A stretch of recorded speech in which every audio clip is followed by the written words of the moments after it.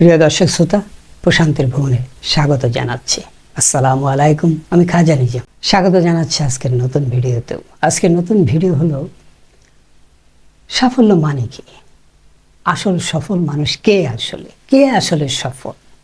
আমরা এটা একটু বোঝার চেষ্টা করব যে পৃথিবীতে শেষ পর্যন্ত সফল মানুষ কি।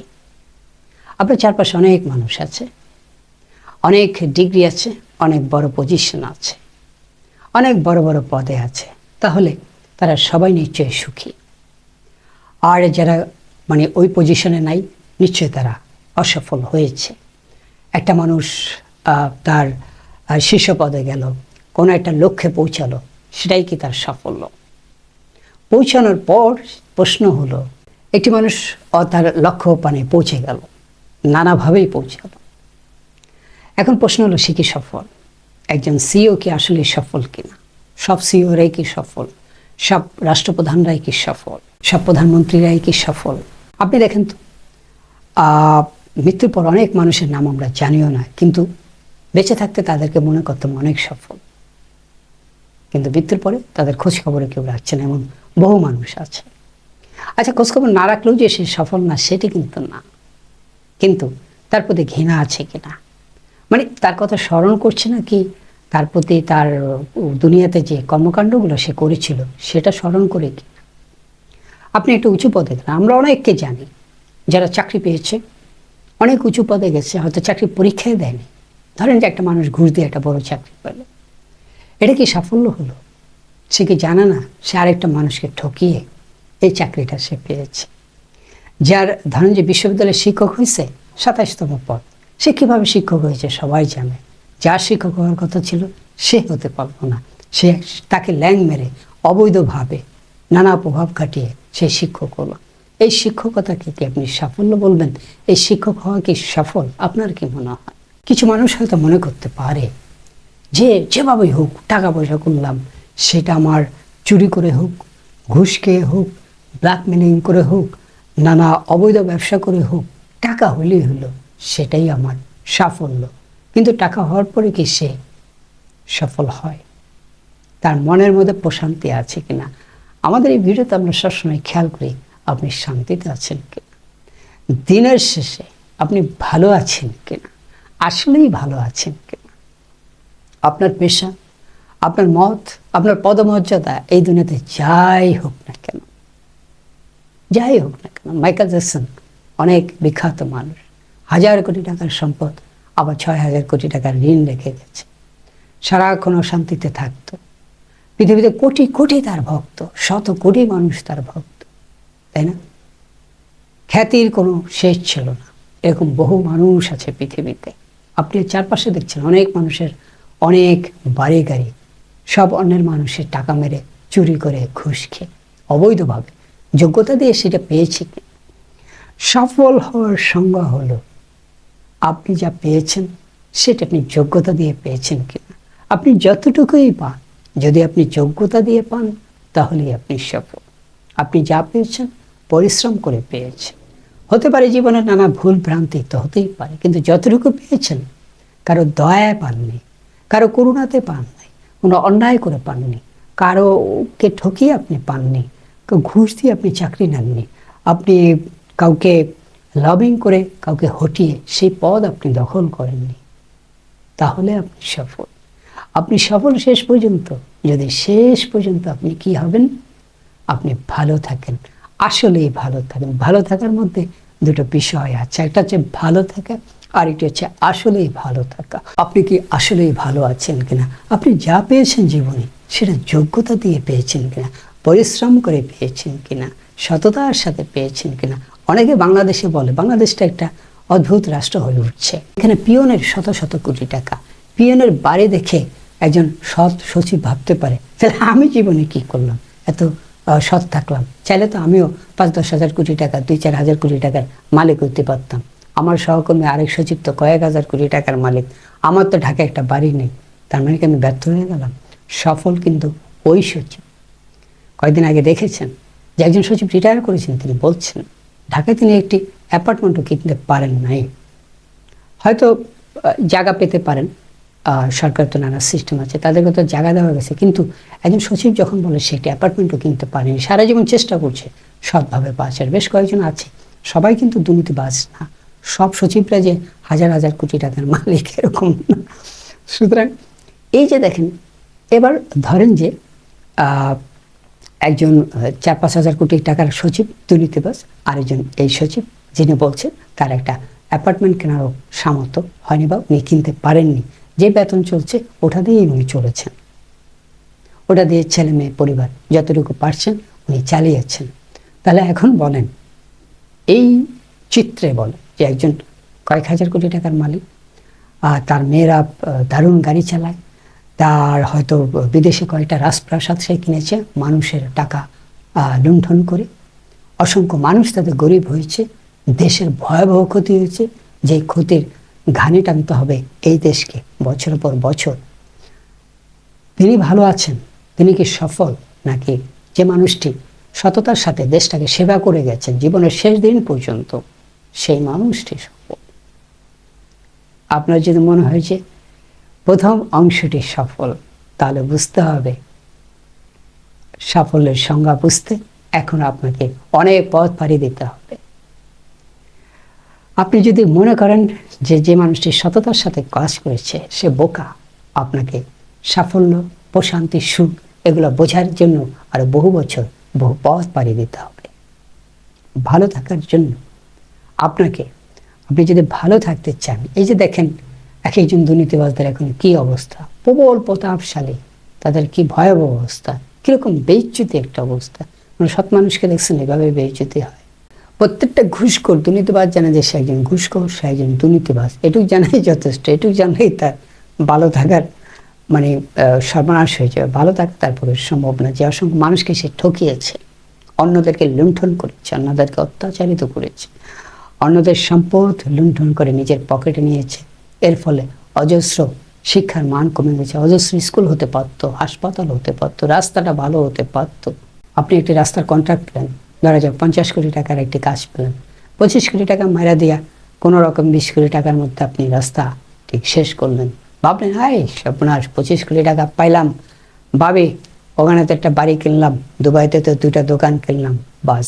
আরে বলতেছে, আর ওই ভাবি তো বলতেছে, আরে ভাইয়া বলেন কি দুবাইতে 2টা স্বর্ণের দোকান কিনছেন? ওরি আল্লাহ রে ভাই, আমার জামাই তো তেমন কিছু করতে বল না, সে শুধু এই ধরেন যে এই 10টা অ্যাপার্টমেন্ট করছে, এই 4টা গাড়ি কিনছে, আপনার মতো তো করতে পারলো না।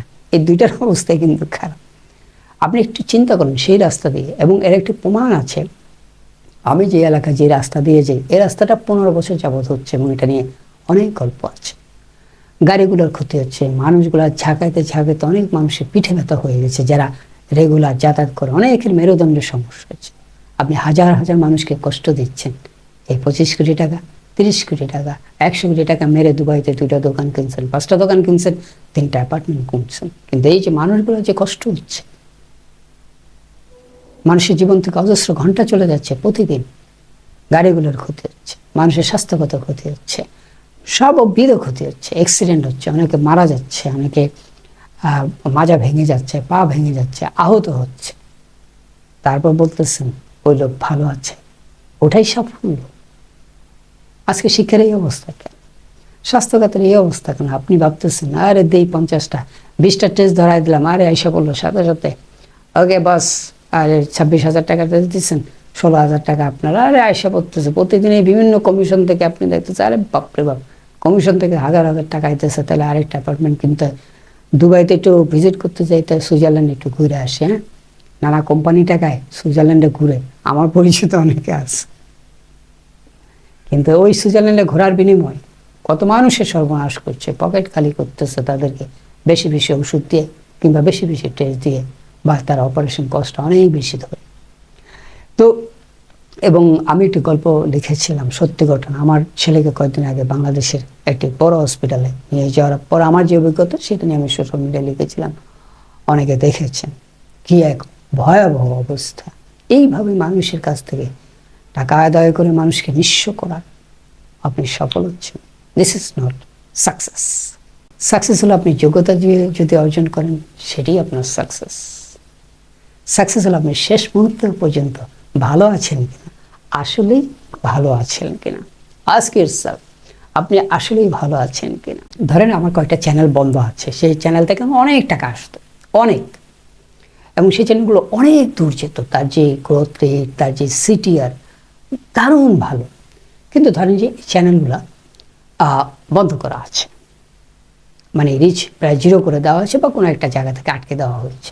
এই কাজগুলো করাতে বিশাল টিম কাজ করছে, বিশাল টিম ধরেন যে কাজ করতে। কিন্তু এই কাজগুলো করে কীভাবে? এই কাজ করতে অনেক বড় টিম লাগে, অনেক কাজ আছে, অনেক ধরনের ঝামেলা আছে, বিভিন্ন ধরনের যোগাযোগ করতে হয়, সেখান থেকে বুঝাইতে হয় যে সে হয়তো খারাপ লোক ইত্যাদি। সে খারাপ লোক না।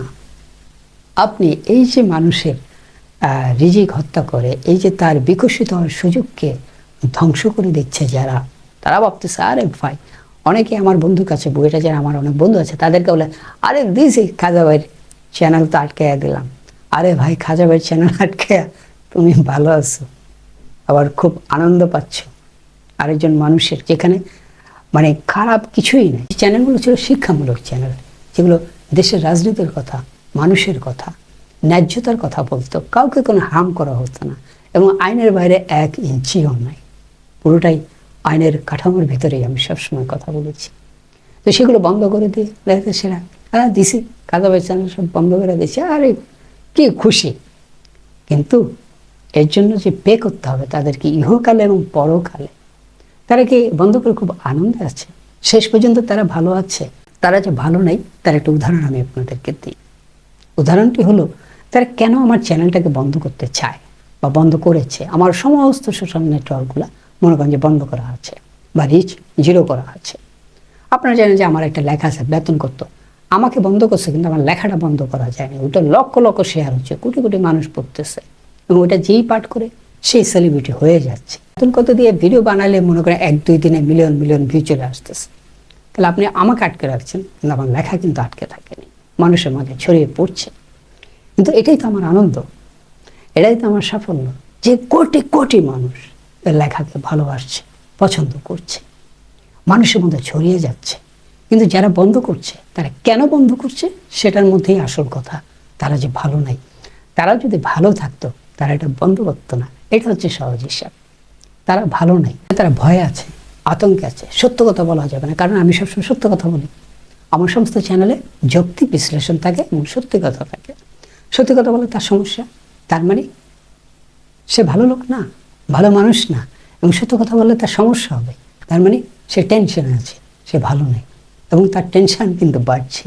এই যে যারা কাজ করে, এই যে অমুকে চ্যানেল বন্ধ করে দেয়, রিপোর্ট করা, হ্যাকার দিয়ে কারো ফেসবুক আইডি ডিলিট করতেছে, এটা করতেছে, সেইটা করতেছে, এই যে করে, কিংবা ধরেন যে আপনাকে 5টা টাকা দিল, বলে কমেন্ট প্রতি 5 টাকা, আপনি অন্যের ব্যাড কমেন্ট করে রিপোর্ট করে 5টা 10টা টাকা কামালেন, মাসে 10-12 হাজার টাকা কামালেন, হায় হায় রে, এদের কি হবে আল্লাহ মাবুদ জানে।